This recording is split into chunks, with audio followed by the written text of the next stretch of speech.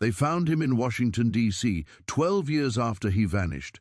Not dead, not escaped. Rescued, Solomon Northup walked into a law office in January 1853, a free man again, his emancipation papers signed by a Louisiana plantation owner who had never legally owned him. He had been kidnapped in 1841, sold in the nation's capital, transported south in chains, worked under the lash in cotton fields, where his protests of freedom were met with violence so severe he learned to stop protesting at all. He was not illiterate, he was not poor, he was not unknown. He was a skilled violinist, a property owner, a registered voter in Saratoga Springs, New York. He had a wife, 3 children, a reputation as a musician and a carpenter. He lived in a state that had abolished slavery nearly 3 decades before his kidnapping, and yet he was enslaved for 12 years in Louisiana, in full view of sheriffs, judges, merchants, and neighbors who knew the law protected his freedom but chose not to invoke it. This is not a story about the South alone. This is a story about a legal system that made kidnapping profitable, a culture that made it routine, and a nation that made it survivable only for those who abandoned hope of justice. Northup survived. Tens of thousands of others did not. What follows is the documented account of how a free black man was erased from the civil record, transformed into property, and transported into a world where his legal identity ceased to exist.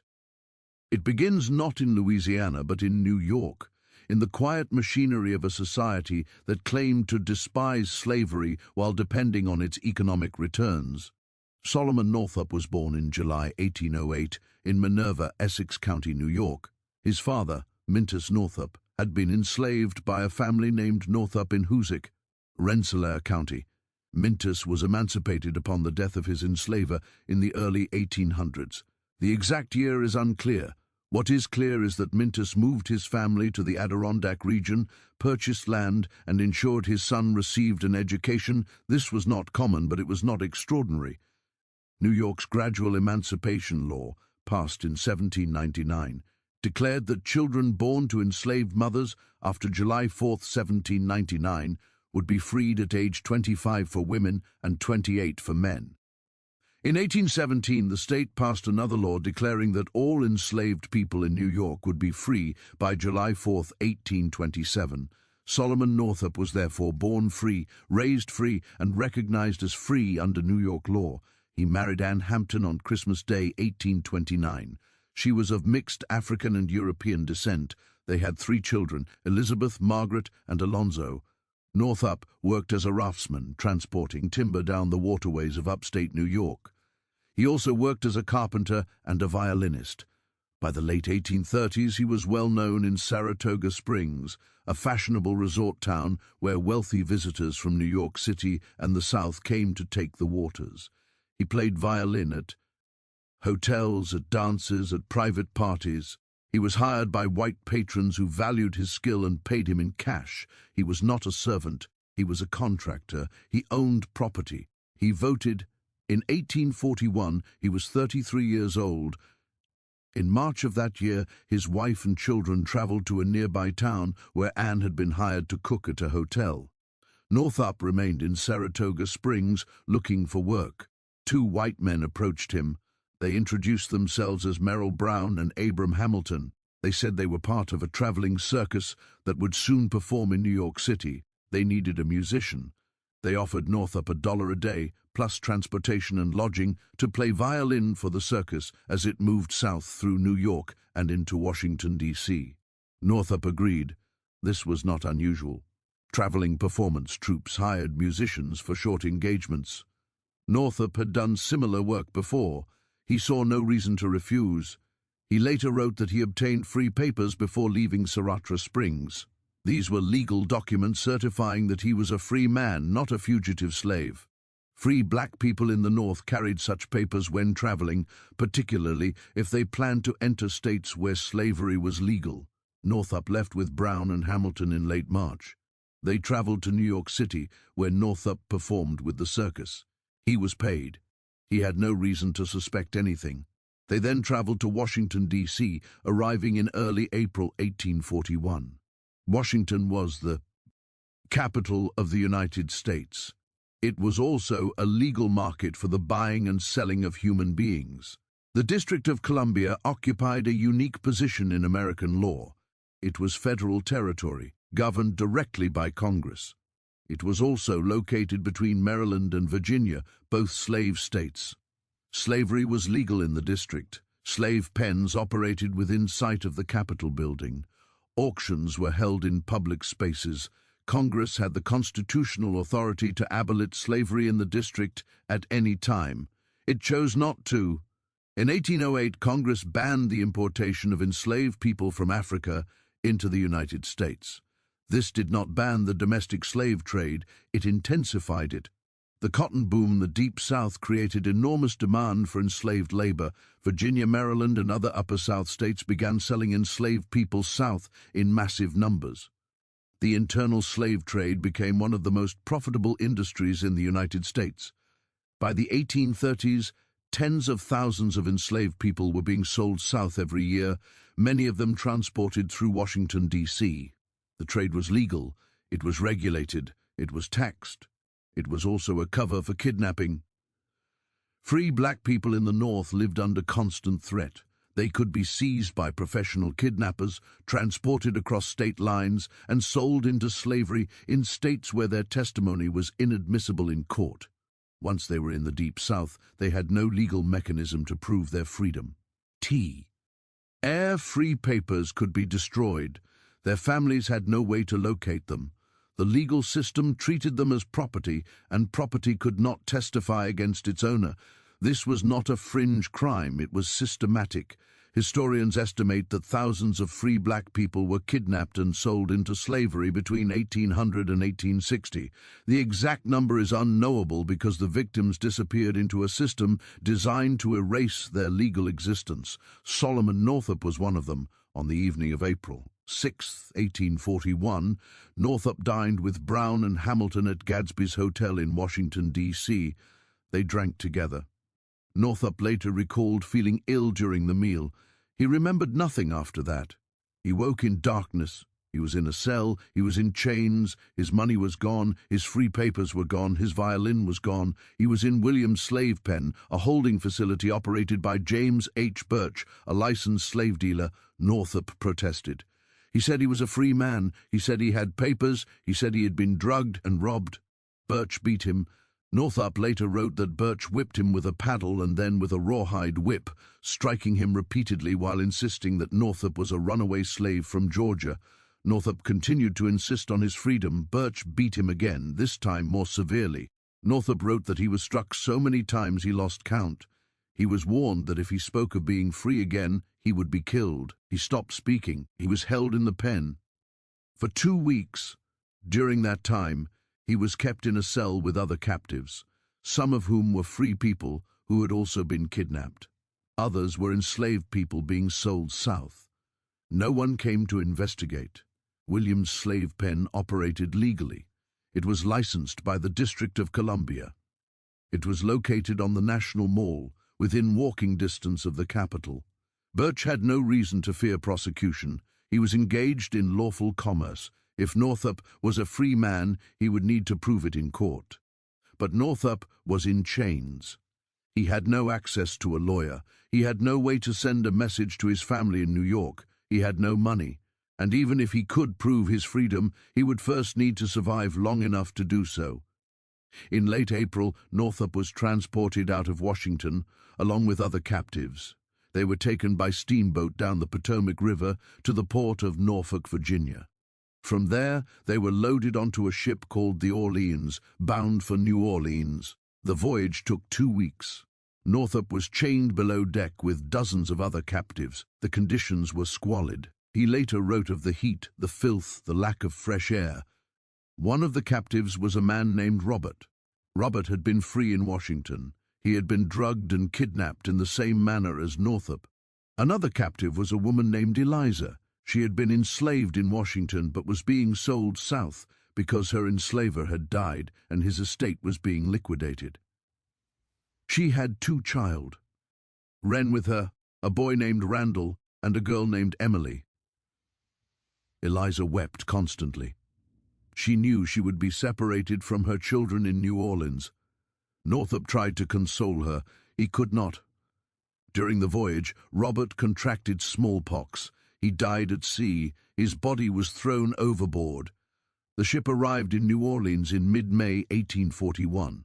Northup and the other captives were taken to a slave pen operated by a man named Theophilus Freeman. Freeman was a professional slave trader. His pen was located on Baron Street in the French Quarter. Freeman inspected the captives. He ordered them to wash. He gave them new clothes. He told them to dance and sing when potential buyers came to inspect them. He told Northup never to speak of being free. Northup obeyed. He had learned what happened to those who did not. New Orleans was the largest slave market in the United States. By 1841, the city was the commercial hub of the cotton economy. Sugar and cotton plantations in Louisiana produced enormous wealth, and that wealth required enormous quantities of enslaved labor. The city's slave markets were legal, regulated, and central to its economy. Traders operated openly. Buyers came from across the South to inspect and purchase human beings. The process was methodical. Captives were displayed in pens or showrooms. Buyers examined their teeth, their muscles, their hands. They asked questions about skills, temperament, health. They negotiated prices. Women were often sexually assaulted during these inspections. Men were forced to demonstrate physical strength. Children were sold separately from their parents. This was not hidden, it was commerce. Northup was displayed in Freeman's pen for several days. He was listed in the sales records as a field hand from Georgia. He did not correct the record. He was purchased by a man named William Ford. Ford was a Baptist preacher and a plantation owner in the Bayou Boeuf region of central Louisiana, near present-day Marksville. He owned several hundred acres of land and operated a lumber mill in addition to his plantation. Ford paid approximately $900 for Northup. Northup later wrote that Ford was a kind man. As enslavers went, Ford did not whip his laborers frequently. He provided adequate food. He allowed religious services. Northup also wrote that Ford was complicit in a system of total domination. Ford knew Northup was intelligent. He knew Northup could read and write. He knew Northup was skilled in carpentry and music. He never asked if Northup had been free. To ask would have been to acknowledge the possibility that the system was unjust. Ford did not wish to acknowledge this. Northup worked for Ford for several months. He was assigned to work in the lumber mill, transporting logs and operating machinery. He was good at the work. Ford praised him, but Ford was in debt. By early 1842, Ford owed money to a local carpenter named John Tibeats. Unable to pay in cash, Ford settled the debt by transferring Northup Tibeats as collateral. Northup was now the property of a man he would later describe as vicious, unstable, and cruel. John Tibeats was a carpenter by trade, but he was not a successful one. He was perpetually in debt. He drank heavily. He was known for his violent temper. Northup was assigned to work under Tibeats' supervision on construction projects. Tibeats gave orders. Northup obeyed them, but Tibeats was erratic. He would issue contradictory instructions and then beat Northup for failing to follow them. He accused Northup of insubordination when Northup tried to clarify instructions. One morning in the summer of 1842, Tibeats ordered Northup to retrieve nails for a construction project. Northup brought the nails. Tibeats said they were the wrong kind. Northup said they were the kind Tibeats had requested. Tibeats began to beat him. Northup fought back. This was forbidden. An enslaved person who struck a white person could be killed without legal consequence. Northup knocked Tibeats to the ground. He took the whip from Tibeats' hand and struck him with it. Tibeats fled. He returned an hour later with two other white men. They carried rope. They seized Northup, tied his hands, and prepared to lynch him. Northup was saved by the intervention of an overseer named Chapin, who worked for William Ford. Chapin arrived with a gun and ordered Tibeats and the others to leave. He said that Northup was still technically Ford's property and could not be killed without Ford's permit. Sion. Tibeats left. Northup remained tied to a tree for hours, waiting to see if Tibeats would return. That night, Northup fled into the swamps. He ran for miles, wading through water infested with snakes and alligators. He had no food, no shoes, no clear destination. He only knew that if he stayed, Tibeats would kill him. He eventually found his way back to William Ford's plantation. Ford listened to Northup's account. He did not punish Tibeats. He did not free Northup. Instead, Ford sold Northup to a third enslaver, a man named Edwin Epps. Epps owned a cotton plantation in Bayou Boeuf. He was known throughout the region as a harsh master. Northup would spend the next 10 years in his possession. Edwin Epps was a man of no particular education or refinement. He was a small planter, owning fewer than 20 enslaved people. He grew cotton on several hundred acres. He worked his laborers from dawn until well after dark during the picking season. He believed with absolute conviction that slavery was ordained by God.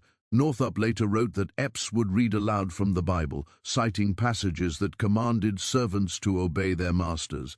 Epps believed that enslaved people were inherently inferior, created by divine will to serve white people. He also believed that productivity could be extracted through violence. Every enslaved person on Epps's plantation was required to pick a minimum weight of cotton each day. The amount varied depending on the individual's experience and physical ability, but the expectation was unyielding. At the end of each day, the cotton was weighed. Anyone who failed to meet their quota was whipped. The whippings were systematic. Epps would tie the person to a post, strip them, and strike them with a rawhide whip. The number of lashes corresponded to the deficit in their quota. Northup described these whippings in detail.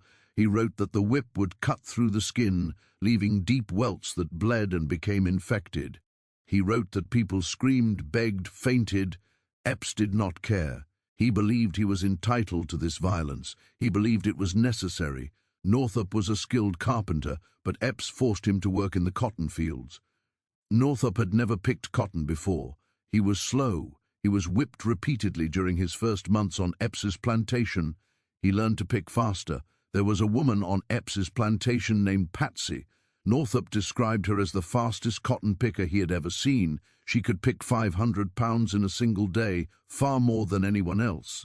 She was also, Northup wrote, the most abused person on the plantation.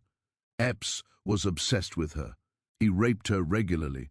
His wife, Mary Epps, knew this and responded with violent jealousy, directed not at her husband, but at Patsy. Mary Epps would strike Patsy with objects, scald her with hot water, demand that her husband whip her for invented infractions. Epps complied. Northup wrote of one incident in which Patsy left the plantatio without permission to obtain a bar of soap from a neighboring plantation. Epps accused her of meeting a man there. Patsy denied it. She said she had only gone to get soap because Mary Epps refused to give her any. Epps did not believe her. He ordered Northup to whip her. Northup refused. Epps threatened to kill him. Northup obeyed. He wrote that he struck Patsy as lightly as he could, but Epps was watching. Epps took the whip from Northup and beat Patsy himself, striking her more than 30 times. Northup wrote that the flesh was cut from her back. He wrote that she could not stand. He wrote that she lay on the ground for days, unable to move. She survived. She returned to the fields. She had no other choice. Northup spent 10 years on Epps's plantation. He worked in the cotton fields during the harvest season. He worked as a carpenter during the rest of the year. He played violin at dances that Epps hosted for neighboring planters. He never stopped thinking about escape, but escape was nearly impossible. Louisiana was surrounded by slave states. The nearest free state was hundreds of miles north. A black person traveling alone would be stopped and questioned. Without free papers, they would be arrested and returned to their enslaver or sold. Northup had no papers. He had no money. He had no clear route north. He also knew that attempted escape was punishable by death. He had seen other enslaved people whipped to death for trying to flee. He had heard of others who were caught and returned with their Achilles tendons severed to prevent future attempts. He could not risk death.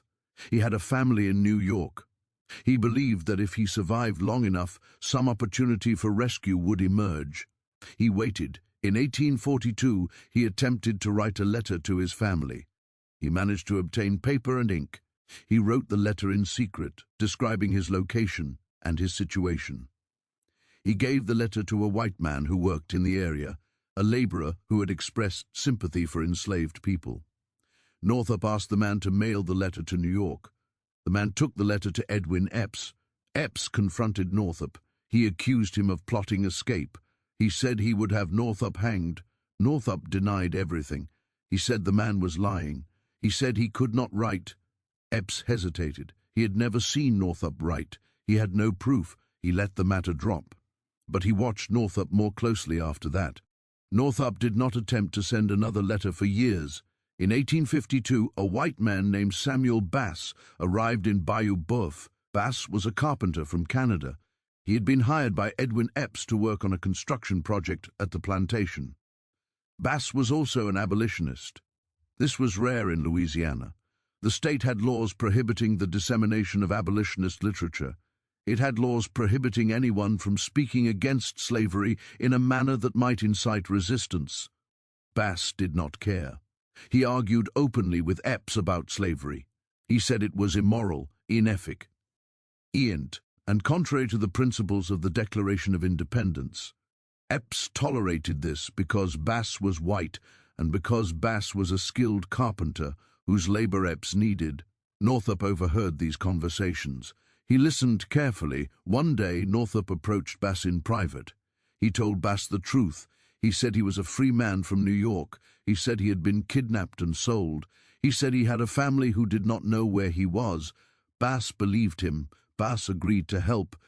This was extraordinarily dangerous. Louisiana law made it a crime to assist an enslaved person in gaining freedom.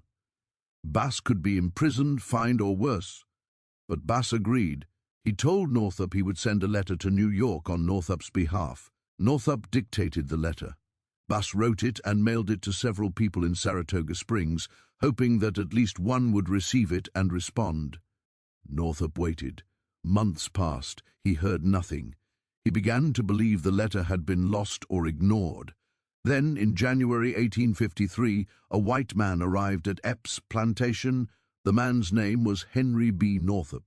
He was a white lawyer from upstate New York. He was distantly related to Solomon Northup. Through the family that had once enslaved Solomon's father, Henry Northup had received a letter describing Solomon's situation.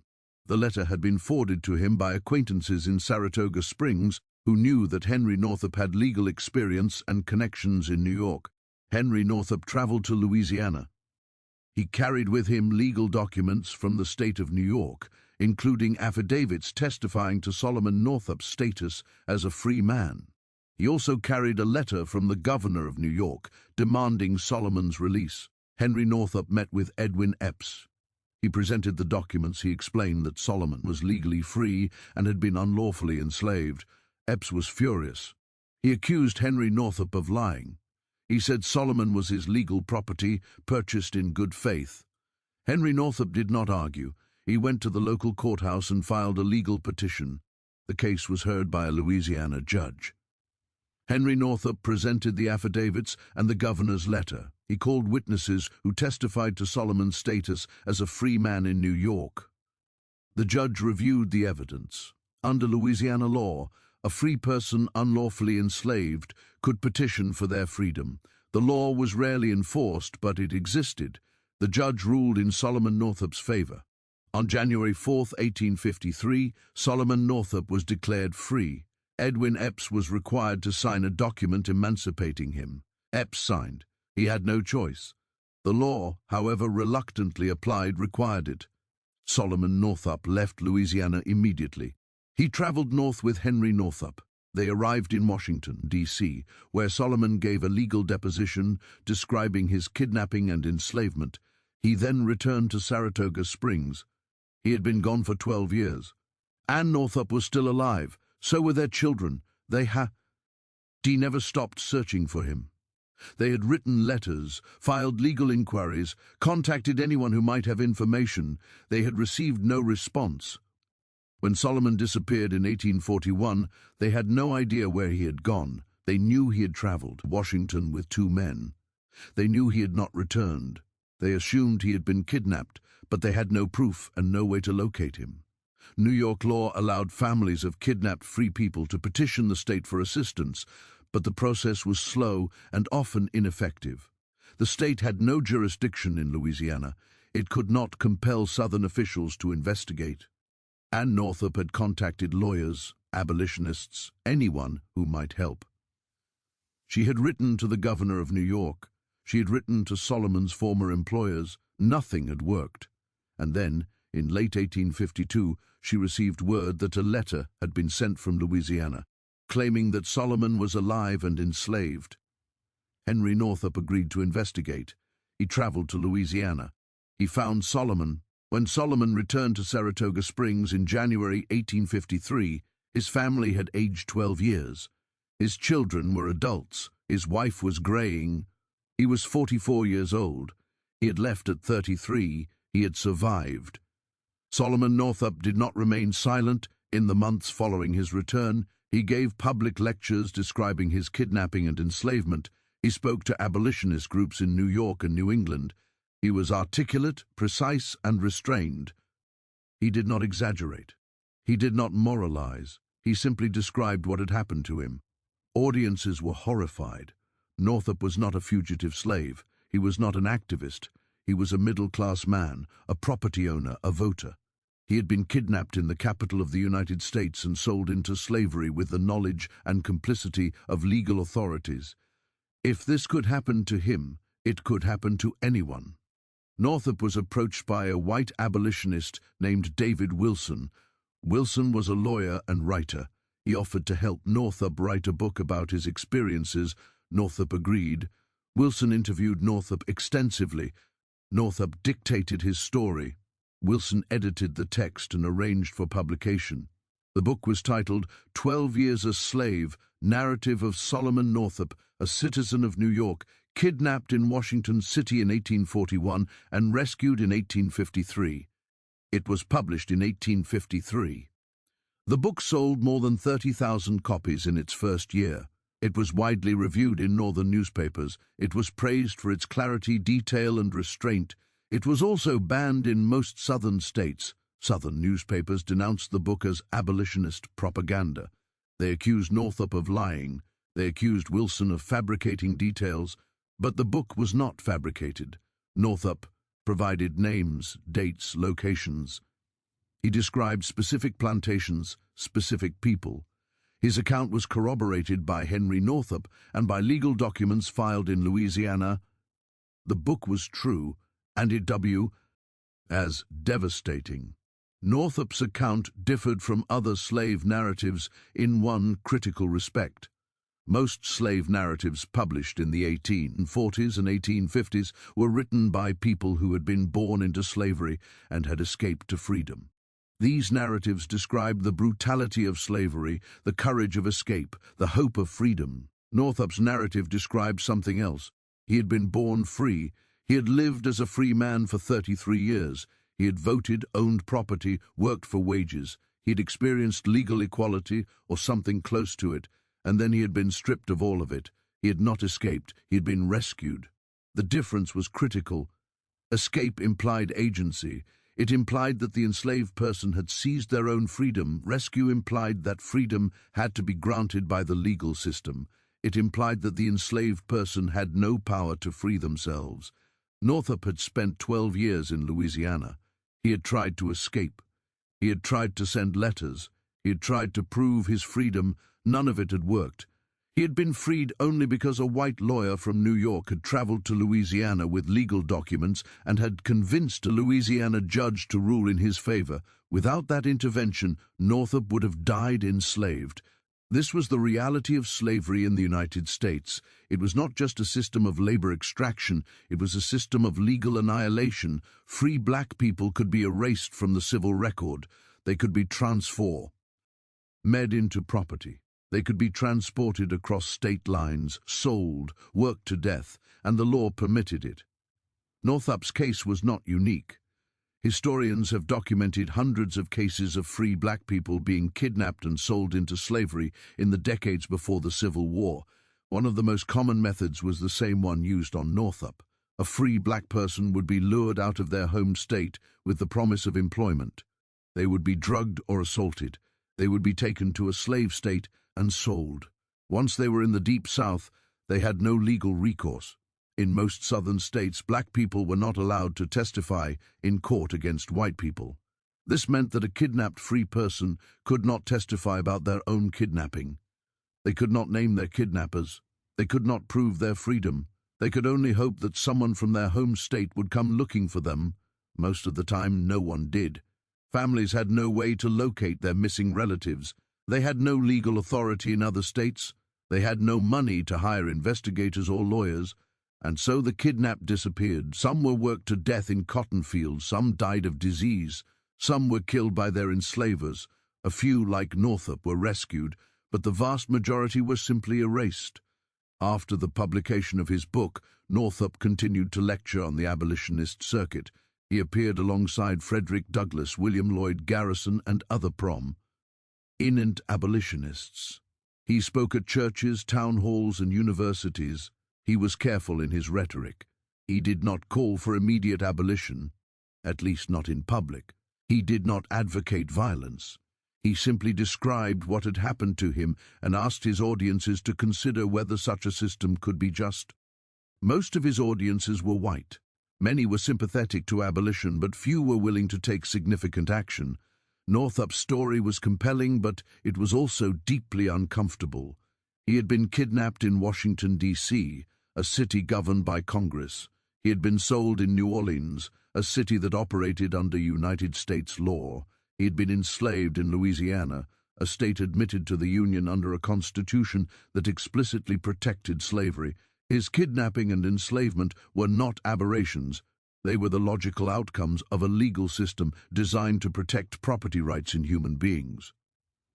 To acknowledge this was to acknowledge that the entire structure of American law was complicit.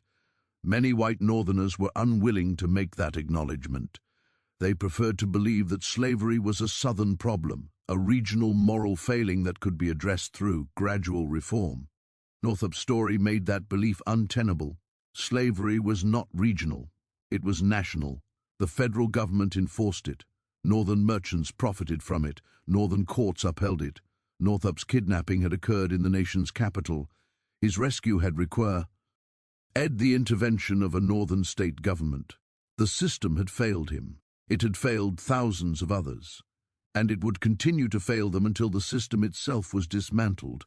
In 1854, Northup attempted to prosecute the men who had kidnapped him. He identified them as Merrill Brown and Abram Hamilton, the two men who had hired him to play violin in 1841. Northup traveled to Washington, D.C. and gave testimony before a grand jury. He described the kidnapping in detail. He provided dates, locations, descriptions. The grand jury declined to indict Brown and Hamilton. The reason was simple. Under District of Columbia law, a black person could not testify against a white person in a criminal case. Northup's testimony was inadmissible. The case was dismissed. Northup then attempted to sue James H. Birch, the slave trader who had beaten him and held him in William's slave pen. Birch was still operating in Washington. He was a licensed trader. He had broken no law. Northup's lawsuit was also dismissed. He had no legal standing. He could not prove that Birch had known he was free. Even if he could, Birch had acted within the bounds of District of Columbia law. Northup received no compensation. His kidnappers faced no consequences. The legal system that had failed to protect him also failed to punish those who had harmed him. By the late 1850s, Northup's public presence began to fade. He continued to give lectures, but less frequently. He was no longer a novelty. His St. Ori was no longer news. The political climate was shifting. The passage of the Kansas-Nebraska Act in 1854 had reignited violent conflict over slavery. The Dred Scott decision in 1857 declared that black people, whether enslaved or free, had no rights that white people were bound to respect. Abolitionists were increasingly marginalized. Pro-slavery forces were ascendant. Northup's story, once shocking, became simply another piece of evidence in a debate that had moved beyond legal argument. He returned to upstate New York. He lived quietly. He worked as a carpenter. Records of his later life are sparse. There are no known photographs of Solomon Northup. There are no letters written by him after the publication of his book. There are no diaries. He appears in census records, he appears in a few legal documents, and then he disappears. The exact date and circumstances of his death are unknown. Some historians believe he died in the 1860s, others believe he may have lived into the 1870s. There is no gravestone, there is no obituary. He simply vanishes from the historical record. Why did Northup's story disappear? The question is worth examining.